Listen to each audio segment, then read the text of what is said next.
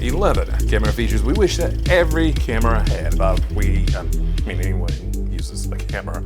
And by wish, I mean you kind of made the wish go through. We're almost at 500 subs here on the YeagerShots YouTube channel. Thank you so very much for hitting that subscribe button 500 times. But let's set some parameters. Maybe around the 2,000, and I would even take less price range for these cameras, as well as I'm thinking more of the hybrid style bodies for photo and video, not your cinema line of cameras.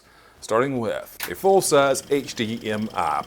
Now, don't get me wrong, the micro HDMI works.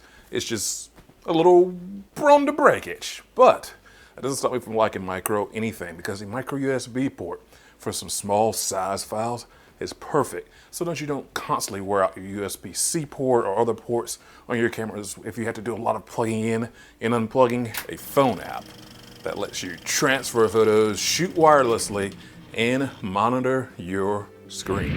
Let me break up the list right now. So if you like this exposure t-shirt right now that I am rocking, head on over to YeagerShots.com, our little piece of the internet. Get some photo, video, graphic design, theme apparel that goes to really helping out this channel.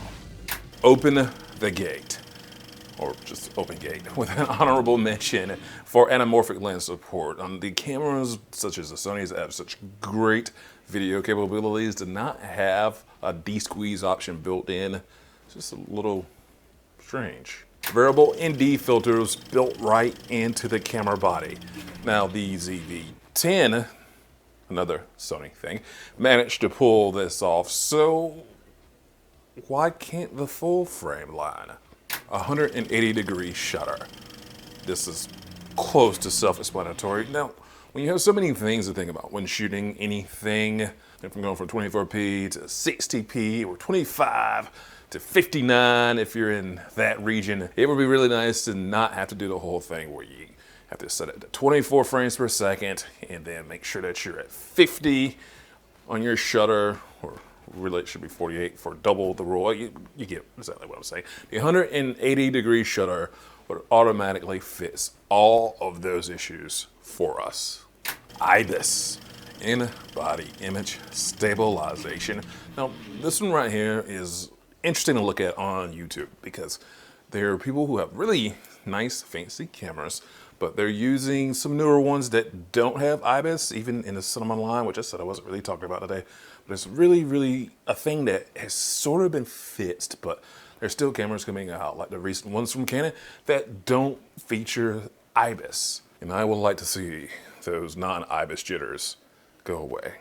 Customizable mode dials that switch fast and easy. Really seems like I'm picking on the Alpha brand right here, but take the A7iv, or a lot of cameras in the full frame lineup, where on the mode dial you have to press the button all the way down to change modes, but on the A7 IV and A7 III, it just simply turns.